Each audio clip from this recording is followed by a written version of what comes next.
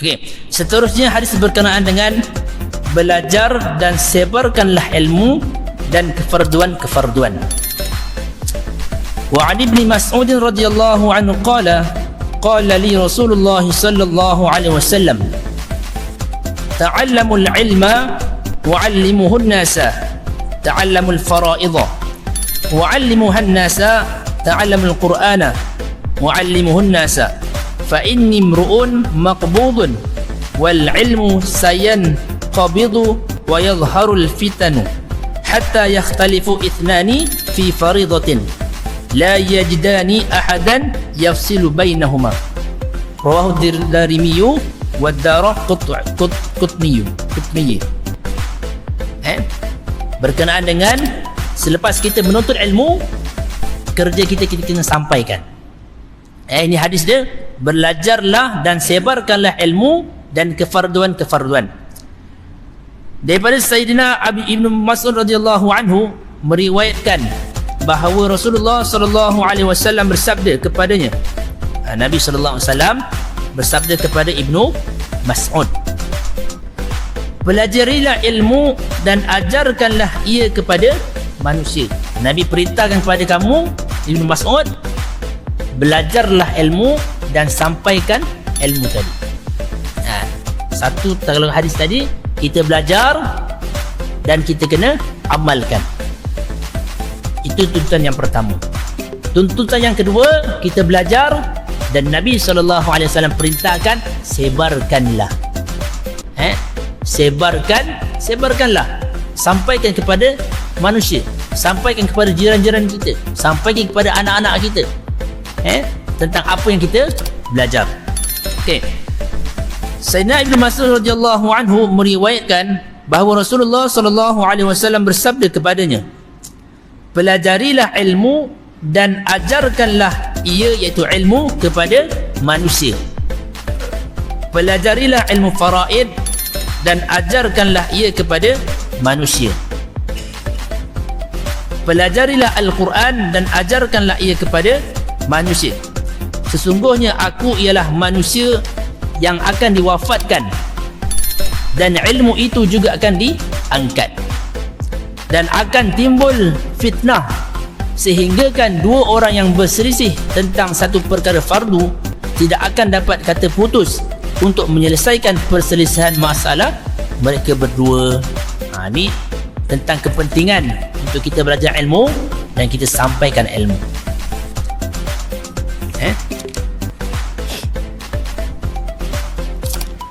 Yang pertama, Nabi SAW pesan kepada Ibnu Mas'ud, belajarlah ilmu dan sebarkanlah ilmu tersebut. Ilmu fardu ni umumlah, semua yang berkait dengan kefarduan, Nabi SAW suruh belajar dan sebarkan. Yang kedua, Nabi SAW suruh belajarlah ilmu faraid. Ilmu faraid ni ilmu berkenaan dengan wasiat ataupun pembahagian si mati setelah si mati meninggal dunia kepada dia punya pewaris-pewaris. Ilmu faraid. Penting ilmu faraid. Hari ni kita belajar ilmu fardu ain je. Ilmu faraid kita buat tak tahulah. Tak. Sebenarnya itu pun penting. Sebab apa? Bila kita mati nanti, segala harta-harta kita akan difaraidkan kepada anak-anak kita, kepada pewaris kita. Seandainya harta tersebut tak dibahagikan dengan baik, maka dia akan tergantung. Pernah sekali sahabat saya belajar alim dulu dekat Madrasah Kebang Bujuk, 8 tahun. Start saya belajar kelas 2 sampailah kelas 8, ayah dia meninggal kelas 2. Dalam 6 tahun masalah faraid untuk arwah ayah dia tak selesai pun. Bagaimana keadaan ayah dia? Wallahu alam. Sebab itulah kalau Nabi SAW wafat, Nabi SAW kalau boleh tak nak ada apa-apa dah, tak nak ada simpankan harta. Dan sahabat Siti Khadijah radhiyallahu anha pun, beliau wafat tak ada apa-apa. Sedangkan kita sedia maklum bahawa isteri Nabi SAW, Siti Khadijah radhiyallahu anha, satu orang yang paling kaya. Dan beliau telah infakkan segala-galanya untuk agama Allah. Dia serahkan untuk jalan Allah Subhanahu Wa Taala. Sehingga kan di saat kematian beliau, dia berkata kepada Nabi SAW, mafhumnya, seandainya kamu berhajat untuk buat jambatan, tak ada kayu nak buat dah, kau ambillah tulang menulang aku untuk dijadikan jambatan. Begitu sekali, tak ada apa-apa. Hari ni kita meninggal, kita tinggalkan apa, tuan-tuan, perempuan? Banyak tu. Sebab itulah penting juga kita belajar ilmu faraid, supaya harta kita tadi dapat dibahagikan kepada pewaris-pewaris kita dengan baik. Sebab itulah Nabi SAW pesan juga, belajarlah ilmu faraid dan sebarkanlah. Dan lagi Nabi SAW pesan kepada kita, belajarlah ilmu Al-Quran dan sebarkanlah. Ilmu fardu ain, ilmu kefarduan, lepas tu ilmu faraid dan Al-Quran. Dan Nabi SAW pesan lagi, saya satu orang yang akan diwafatkan. Nabi kata kepada Ibn Mas'ud, saya ni akan diwafatkan. Makna kata, bila kata Nabi SAW akan diwafatkan, makna kata akan datangnya fitnah-fitnah. Akan datangnya fitnah. Kejahilan akan berleluasa. Sebab itulah Nabi SAW pesan, belajar ilmu dan sebarkanlah. Belajar ilmu dan sampaikanlah. Sebab apa? Bila Nabi SAW wafat, tidak ada lagi, kalau Nabi SAW pesan kepada siapa yang nak sampaikan ilmu tadi, maka ilmu itu akan terkubur. Sebab itulah Nabi pesan, belajarlah ilmu dan sebarkanlah ia. Penerangan diriwayatkan daripada Sayyidina Abdullah bin Mas'ud radhiyallahu anhu berkata bahawa Rasulullah sallallahu alaihi wasallam bersabda kepada beliau, dalam hadis tadi, Nabi sallallahu alaihi wasallam pesan kepada Abdullah bin Mas'ud, yang mana lafaz pada matan hadis tadi Nabi sallallahu alaihi wasallam menggunakan lafaz jamak. Nabi sallallahu alaihi wasallam menggunakan lafaz jamak secara bersendirian, tetapi khitab Nabi SAW percakapan yang ditujukan kepada seseorang dalam bentuk jamak. Kalau dalam matan hadis, kalau untuk seorang, sekadar kata seorang je lah, guna lafaz mufrad. Tetapi dalam hadis ini Nabi SAW datang menggunakan khitab jamak. Jawapannya ialah, bagi beliau hadis itu untuk beliau, tetapi khitab Nabi SAW kepada semua mereka yang berada dalam majlis itu. Maknanya kata, memanglah Nabi SAW menggunakan lafaz jamak, tetapi seruan itu, perintah itu untuk aku, kata Abdullah bin Mas'ud. Nabi SAW kata pada aku, tetapi di samping orang yang duduk dalam majlis ilmu tadi. Ataupun berkemungkinan Nabi SAW sabdakan kepada beliau berseorangan, tetapi khitab jamak atau khitab lafaz jamak untuk ta'zim dan ihtiram. Dia datang satu persoalan lah. Kalau dalam matan hadis, kalau seorang gunakan lafaz mufrad, seorang, tapi Nabi SAW gunakan lafaz jamak, ramai. Jadi timbul soalan, Nabi perintahkan ni kepada siapa ni? Nabi perintahkan supaya belajar ilmu ni kepada siapa? Adakah kepada Abdullah bin Mas'ud saja, ataupun kepada semua orang, ataupun kita pun termasuk?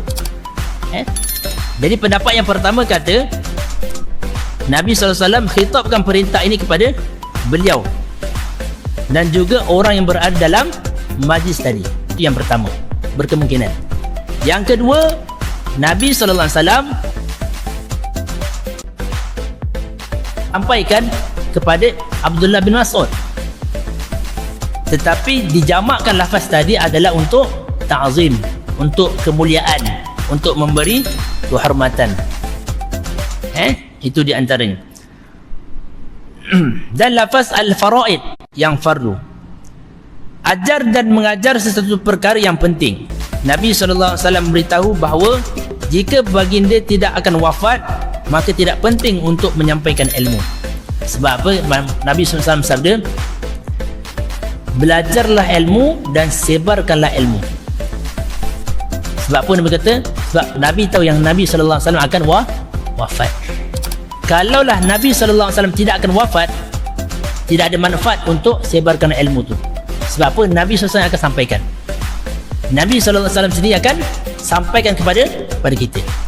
Tetapi disebabkan Nabi SAW tahu yang Nabi SAW akan diwafatkan, maka Nabi pesan awal-awal lah supaya belajar ilmu dan sebarkan ia. Oleh itulah Nabi SAW menyuruh supaya sahabat belajar dan mengajarkan ilmu tersebut. Itu manfaat daripada hadis ini. Maknanya kata Nabi SAW pesan supaya belajarlah ilmu dan sebarkan ilmu. Sebab apa? Sebab Nabi SAW tahu yang Nabi akan diwafatkan. Kalaulah Nabi SAW tahu yang dia tidak akan diwafatkan, tidak ada manfaat daripada Nabi SAW suruh sebarkan ilmu tadi. Sebab apa? Nabi SAW sendiri akan sampaikan kepada kita. Macam para sahabat radhiyallahu anhum, mereka adalah golongan yang hidup dengan Nabi SAW. Bila mana sahabat-sahabat terbuat silap dan sebagainya, Nabi SAW akan tegur secara direct. Tapi sekarang tidak. Nabi SAW telah wafat, lama tinggalkan kita, kan? Jadi siapa yang nak tegur kita ni? Itulah ulama-ulama, ustaz-ustaz, kan? Yang ada sedikit ilmu macam saya ni, kan? Kita kongsi ilmu, kan? Nabi SAW sebutkan di sini 3 perkara. Daripada hadis tadi, Nabi SAW sebutkan 3 perkara. Yang pertama, Nabi akan wafat. Mana kata bila hadis ni turun, kan, Nabi dah tahu dah Nabi SAW akan wafat. Dan dalam kitab ni pun hujung-hujung, kan, kitab hujung, muka surat hujung, kan, bila Nabi SAW tahu yang Nabi akan wafat, itulah sebenarnya sempurna agama. Maknanya kata bila agama telah sempurna, waktu itulah Nabi SAW tahu yang dia akan diwafatkan oleh Allah Subhanahu Wa Taala. Itu yang pertama. Yang kedua, bila Nabi wafat, ilmu akan terangkat. Sebab apa dikaitkan Nabi wafat, ilmu akan terangkat, ilmu akan hilang. Sebab apa? Tidak akan ada orang yang sebarkan ilmu tadi. Sebab itulah Nabi pesan kepada kita supaya belajarlah ilmu dan sebarkanlah ilmu tadi. Yang ketiga, fitnah akan zahir, sehinggalah tiba satu keadaan jika ada 2 orang yang berselisih tentang ilmu, maka dia tak akan dapat kata putus. Mana kata pertama, Nabi SAW akan wafat. Yang kedua, ilmu akan diangkat. Yang ketiga, kejahilan akan berleluasa. Oleh kerana itulah Nabi SAW pesan supaya belajarlah ilmu dan sebarkanlah ia. Kalau tidak, kejahilan akan berleluasa. Hari ini pun kita tengoklah macam-macam dah. Bila mana ilmu tidak disampaikan kepada manusia, bila mana ilmu tidak disebarkan kepada manusia, kita lihat kejahilan berleluasa, kan? Kadang-kadang orang pun rasa keliru dengan agama. Satu orang tu saya tengok dia satu orang mu'alaf, dia masuk Islam 2018 Islam. Tapi saya tengok dia setiap masa ada setiap azan 5 waktu dia dekat masjid. Saya fikir dia memang orang Muslim yang memang asal-asal dia dari Islam, India yang Islam, kan? Dia kata, "Ustaz, saya mu'alaf, Ustaz." Mu'alaf? Bila masuk Islam? Tahun 2018. Tapi amalan kamu bukan macam satu orang mu'alaf. Amalan kamu dah macam orang lama masuk Islam dah. Sebab apa? Kita lihat anak-anak muda kita, kan, bila waktu azan, di manakah mereka? Hari ni kita dah rasa yang duduk dalam majlis ni ramai dah ni. Ramai dah duduk dalam majlis ilmu agama ni. Dekat luar ni lagi ramai yang tak duduk dalam majlis ilmu agama. Dan boleh kita lihat dalam majlis ilmu agama kita ni, berapa ramai anak-anak muda kita, kan? Majoriti semua ayah-ayah. Anak-anak muda kat mana? Sebenarnya itulah kita kena sampaikan kepada mereka. Sebab generasi demi generasi akan berselisih, akan bertukar. Kita bayangkan hari ini kalau kita belajar ilmu dan kita tak sampaikan kepada anak-anak kita, bagaimana ilmu untuk masa akan datang? Adakah anak-anak kita akan amalkan agama seperti kita amalkan hari ini? Adakah anak-anak kita, cucu-cucu kita dapat amalkan solat sebagaimana kita solat hari ini pada masa akan datang? Seandainya penyebaran tentang ilmu yang kita belajar kita tidak sampaikan. Sebab itulah Nabi pesan pada kita supaya belajarlah ilmu dan sampaikanlah ilmu tersebut. Okey. Oleh kerana itulah penting untuk kita belajar dan sebarkannya agar ilmu itu sentiasa berterusan.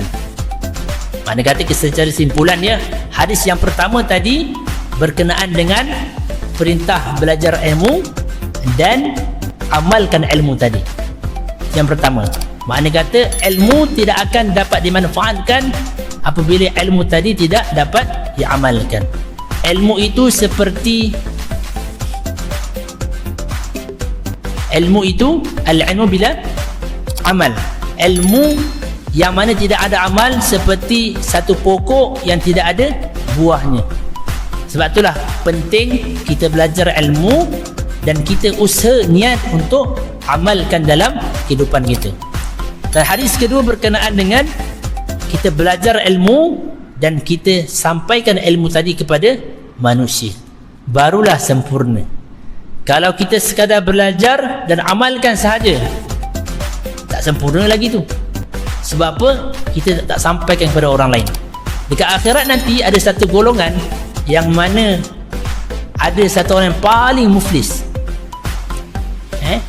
Satu golongan yang mana? Satu orang yang paling muflis. Siapa dia? Satu orang yang mana dekat dunia dahulu dia tidak ada ajak sahabat-sahabat dia untuk solat, dia tak ajak sahabat-sahabat dia untuk taat perintah Allah. Dekat akhirat nanti golongan-golongan macam ni akan dakwa kita nanti.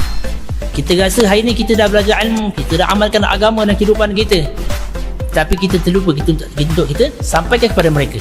Dekat akhirat nanti kaki kita dah masuk dah, kaki kanan dah masuk syurga dah ni, kaki kiri nak masuk. Ya Allah, si fulan ni ya Allah dekat dunia dulu sedikit pun tak ajak saya untuk pergi sembahyang ya Allah. Ya Allah, si fulan ni dahulu dekat dunia tak pernah pun cegah saya daripada buat kemungkaran ya Allah.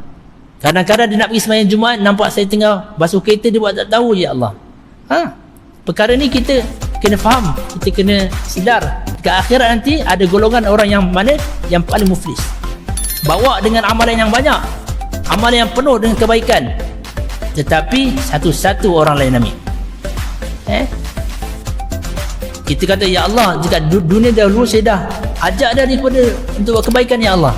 Dekat dunia dahulu saya dah ajak dia untuk sembahyang ya Allah, dia tak nak ya Allah. Begini akan berlaku. Dalam Al-Quran Allah SWT bagi tahu, anak-anak, isteri semua akan lari, akan mendakwa kita, terutamanya anak-anak kita, isteri kita. Mereka lah orang yang paling kita sayang dan mereka lah yang akan dakwa kita ke akhirat nanti.